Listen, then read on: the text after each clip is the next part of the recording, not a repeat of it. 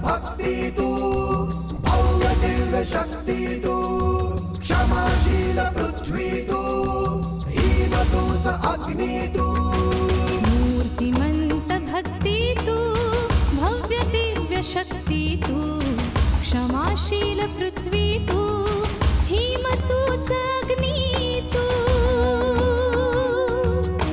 तरी तुझ्या पदरा दुःखाचे आंधळा तरी तुझ्या पदरा दुःखाचे आंधळा असे तुझ्या क्षितिजास रूढींचे कुंपण असे तुझ्या क्षितिजास रूढींचे कुंपण रूढींचे कुंपण रूढींचे कुंपण.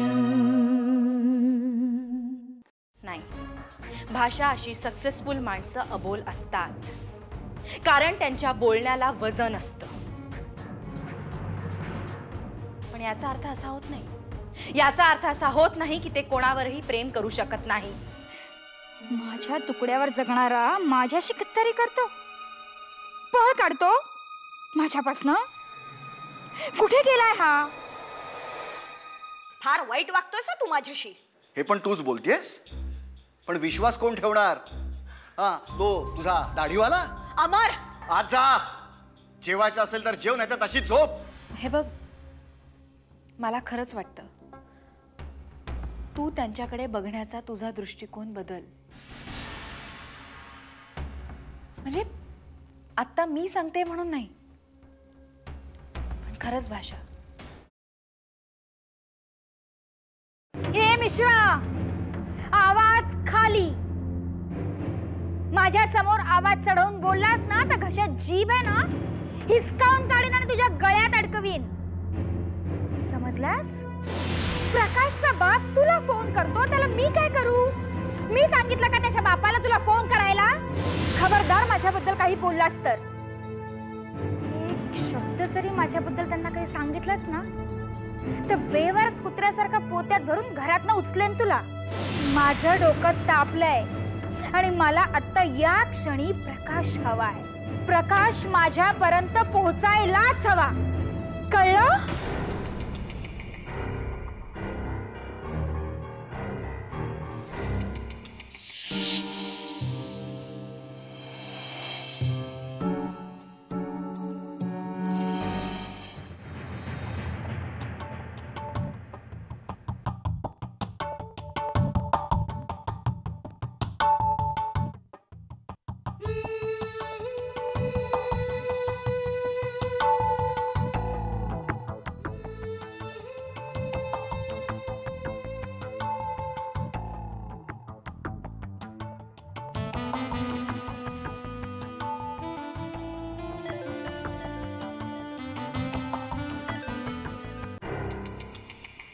नाही शाबी, रडायचं नाही, रडायचं नाही. बाबा येणार, येणार बाबा, येणार.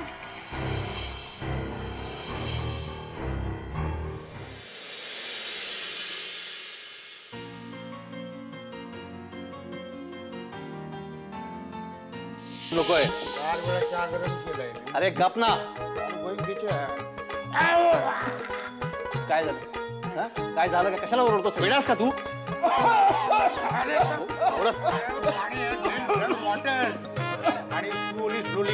चल तू आज जा. झालं? नीट लक्ष देऊन आहे. विक्रम खंडागळे केस मधल्या साक्षीदारांना भेटून आज नीट विचारपूस करा. प्रश्न विचारताना प्रश्न फिरवून विचारायचे. म्हणजे लॉज मधल्या रघुनी डेड बॉडी पाहिली, त्याच्यावरती प्रश्नांची सरबत्ती करायची. तो कुठे होता? गोळीचा आवाज झाला तेव्हा काय करत होता? किती गोळ्या फायर झाल्या? 1 का 2? कारण काही साक्षीदारांचं म्हणणं आहे की 2 गोळ्या फायर झाल्या. गोळी लागली तेव्हा रजिया जिवंत होती का लगेच मेली तेही चौकशी करा. अनेक प्रश्नांची सरबत्ती करून समोरच्याला भंडावून सोडलं की तो पटकन खरं काय ते सांगून जातो. जरा जास्त हुशारीने चौकशी करा, जास्तीत जास्त साक्षीदार आपल्या बाजूने येतील असं बघा, आणि खंडाळ्यांना सांगून साक्षीदार विकत घ्यायची तयारी ठेवा. हो. काय बोडस, पैशाच्या लोभाने अनेक बंदकुल्प उघडतात. बरं, मी कोर्टात जातोय, तुम्ही कामाला लागा. आणि एकटेच. ती मुलगी परत इथे येता कामा नये, कळलं? हो. हां. पण सर आपली कामं होत असतील तर. बोडस, मी यापूर्वी अनेक केसेस जिंकलोय. तेव्हा ती मुलगी आपल्याबरोबर होती का? नव्हती ना. मग प्रश्न मिटला. हां, चल.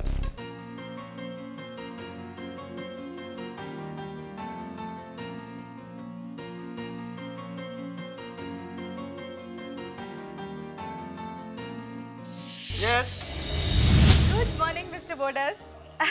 मी मैत्री, ॲडव्होकेट मैत्री रमाकांत बर्वे. मी LLB LLM केले. इनफॅक्ट मी युनिव्हर्सिटी टॉपर होते. वाव, छान आहे सरांचं घर. मी आत आले तर चालेल? उप्स, मी ऑलरेडी आत आले. मिस्टर बोडस, माझी फार इच्छा आहे मी सरांना असिस्ट करावं. इनफॅक्ट मी असं ठरवूनच आले आहे की मी सरांना असिस्ट करणारच. मला काय वाटतं माहिती का, मला जे सरांकडे शिकायला मिळेल ते इतर कुठेही शिकायला मिळणार नाही. येस. कामाला सुरुवात झाली का नाही? हो झाली साहेब. मिस्टर बोडस सर आहेत? सर आहेत, पण ते बाहेर आले आणि त्यांनी जर का मला पाहिलं तर माझी नोकरी जाईल. माझ्या पदरात माझ्या 3 मुली आहेत, बायको आहे, एक आंधळी सासू आहे. त्यांनी तुम्हाला बघितलं तर लपा लपा तुम्ही. कोणाला? कोण नाही पुढे कोण आहे? बेल वाजली ना? मी झालो ना. बाहेर जाऊन बेल वाजवली तुम्ही? नाही. मूर्खलेखाचे काही बोलताय. कोण आलं होतं? नाही ते वर्गणी मागायला आले. वर्गणीवाले? हो. मूर्खलेखाचे उद्योग नाही, काही नाही. द्यायची नाही, अजिबात वर्गणी द्यायची नाही, कळलं? नाही वाजवतात, नाही दिलीत ना? चांगलं केलं. पण समाजकार्य बोडस, समाजकार्याने पोट भरतं का? नाही मी इथेच बरं आहे. पण काय आहे सर, असिस्टंटशिपसाठी LLB केलेली हुशार मुलं मुली. हो सर, एक्सपिरियन्ससाठी अगदी मामूली पगारावर. बोडस, तुम्हाला जमत नसेल ना तर कोकणात जायचं, नोकरी सोडायची, कळलं?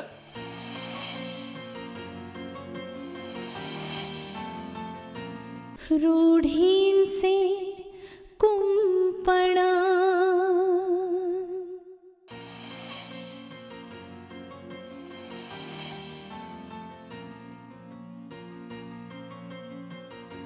भाषाच्या बोलण्यात खरंच तथ्य असेल का?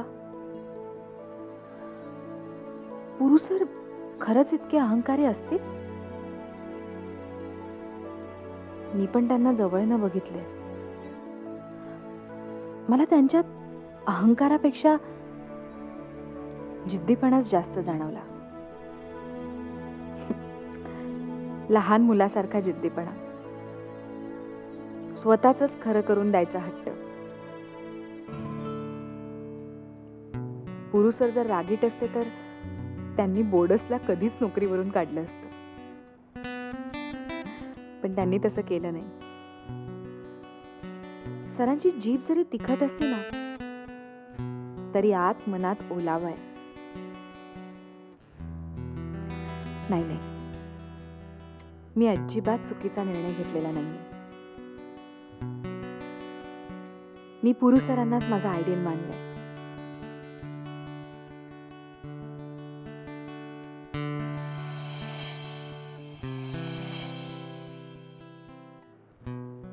त्यांची अफाट बुद्धिमत्ता, धक्का करणारा युक्तिवाद, कोर्टातला दरारा, इतक्या कर्तृत्ववान माणसाची बायको होण्याचं भाग्य मला लाभलंय.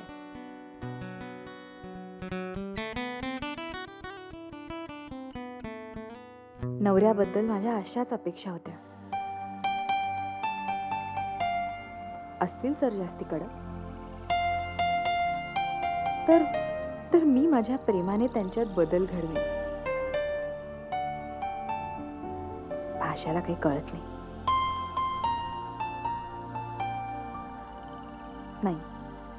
मी चुकले नाही. माझा निर्णय योग्यच आहे.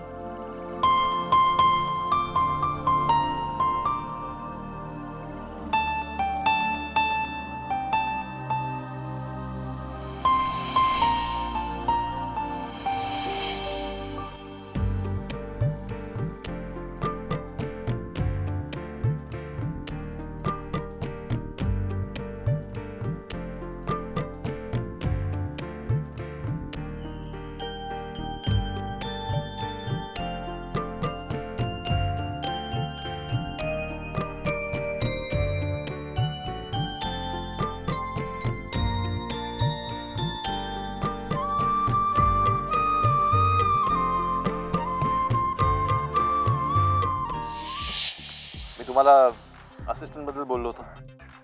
हो आहे ना सर. आय मीन येईल म्हणजे मी शोधतोय सर. इतकं शिस्तबद्ध काम तुम्ही केलं यावर विश्वास ठेवू मी.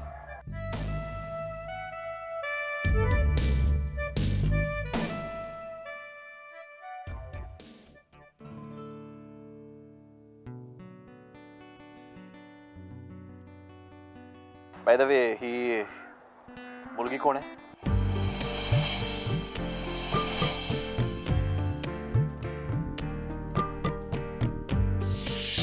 Good morning sir.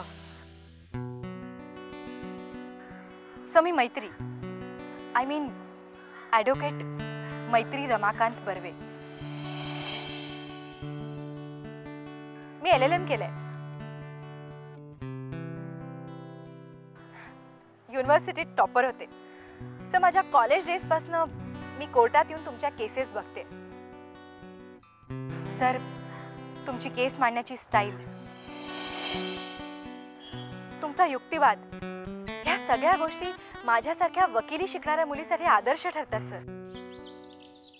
सर स्पष्ट सांगायचं तर आय एम युअर फॅन.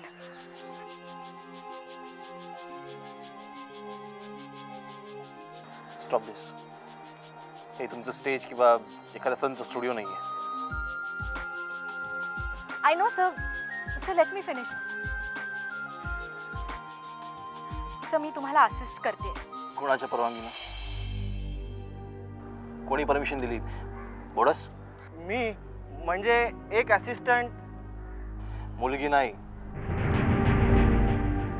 स्मरणशक्ती कमी झाली आहे का? मी स्पष्ट सांगितलं होतं मला मुलगी असिस्टंट नकोय. तसं नाहीये सर, पण वेळ लागला का बोडस? हा काय तमाशा आहे? मला डर्टी शो अजिबात आवडलेला नाहीये. बोडस सरांची चूक नाहीये. सर सर मीच पुढाकार घेतला होता. सर सर मला तुम्हाला असिस्ट करण्याची खूप इच्छा आहे. मी तुम्हाला असिस्ट करावं. Please sir. Sir I respect you a lot. Sir I am sorry. तुम्ही जाऊ शकता. सर प्लीज असं म्हणू नका सर. सर मला फक्त एक चान्स द्या सर. लेट मी प्रूव्ह माय सेल्फ. एक संधी द्या सर. मी माझे नियम मोडत नाही. मी पण नाही मोडणार सर. मी पण नाही मोडणार. सर प्लीज मला एक संधी द्या सर. मला स्वतःला प्रूव्ह करण्याची एक संधी हवी आहे सर.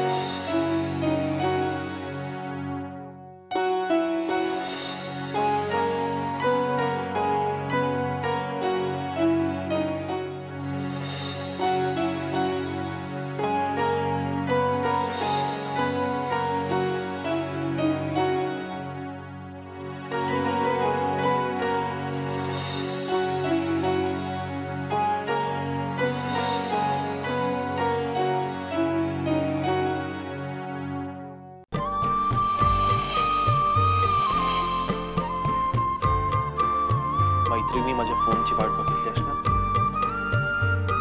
असेल. पण इतक्या रात्री फोन कसा करायचा? उद्या सकाळी करायला हवा.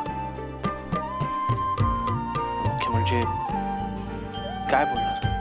रूढींचे कुंपण. मैत्रिणी माझ्या फोनची वाट बघितली असणार असेल. पण इतक्या रात्री फोन कसा करायचा? उद्या सकाळी करायला हवा. पण मुख्य म्हणजे काय बोलणार?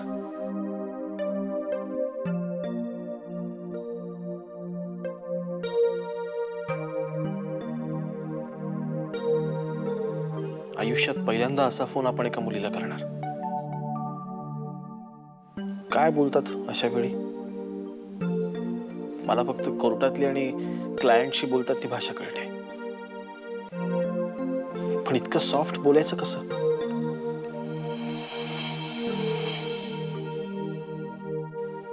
नाही, काही असो, उद्या फोन करावाच लागेल. आधीच मी जरा जास्तच कडक वागलोय तिच्याशी, अपमान केलाय मैत्रीचा, पण आता बोलायलाच लागणार.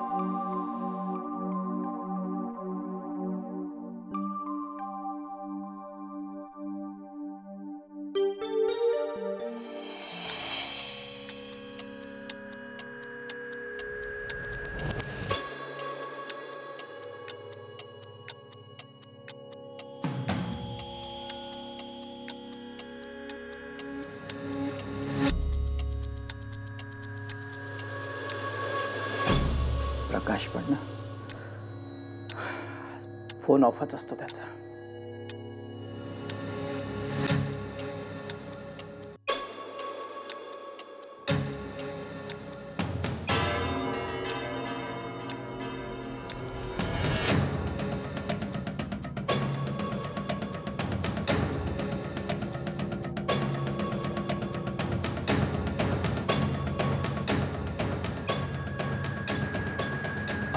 हॅलो मिश्रजी. हां, मी रमाकांत बर्वे बोलतोय. माफ करा, मी रात्रीच्या वेळी फोन केला तुम्हाला, पण काय करणार, आजकाल डोळ्याला डोळाच लागत नाही माझा. मिश्रजी, प्रकाशचा काही फोन आला होता का?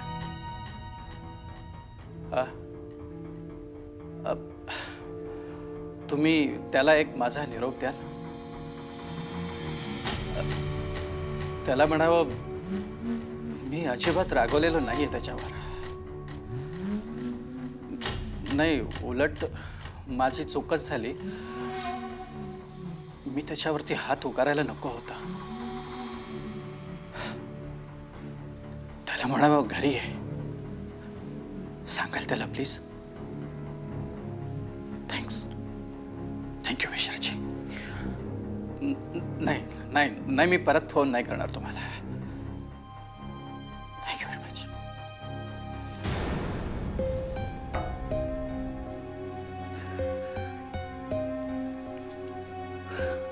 बाबा, बाबा तुम्ही इतकं मनाला लावून घेऊ नका. बेटा, तरुण मुलगा आहे, हाताशी आलेला, भीती वाटते उगाच. नाही बाबा, प्रकाश तसा वेडेपणा करणार नाही. पण मलाच अपराधी वाटतंय. बाबा, पण तुमची चूक नाहीये. प्रकाशने विचार करायला हवा होता. तेच म्हणतोय ना मी, त्याला कळायला हवं. तुमची लग्न झाल्यावर त्यालाच हे घर, हा बिझनेस सगळं सांभाळायचं आहे. आता या वयात ही धावपळ सहन होत नाही बेटा. बाबा, तुम्ही प्रकाशवर विश्वास ठेवा. तो चूक वागणार नाही. हा, आता कदाचित या डील मध्ये तो अडकला असेल, पण तो यातनं परत येईल बाबा. बाबा, तुम्ही आता झोपा. मी सकाळी स्वतः जाऊन शोधेन त्याला. तू कुठे जाणार आहेस बेटा? यशवंतराव येणार आहेत ना? हो, पण त्यातनं वेळ काढून जाईल. मैत्री,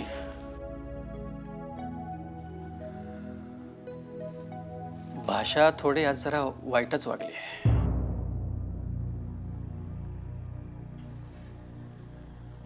नाही म्हटलं तरी मुंबई हायकोर्टात पुरुषारांचा खूप दरारा आहे. इतक्या थोड्या अवधीत मुंबईसारख्या शहरात प्रतिष्ठा मिळवणं सोपं नाही.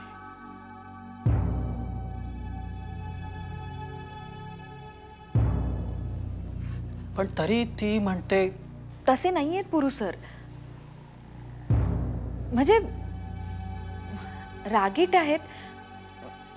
रागीट नाही बाबा, शिस्तप्रिय म्हणूया.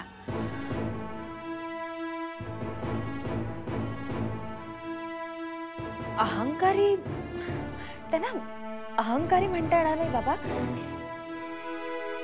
तो त्यांचा रुबाब आहे, स्पष्ट वक्तेपणा. मुळात त्यांना फालतू कोणी काहीही बोललेलं खपतच नाही. तुला खात्री आहे ना बेटा, ते तुला सांभाळून घेतील, प्रेम देतील. हो बाबा.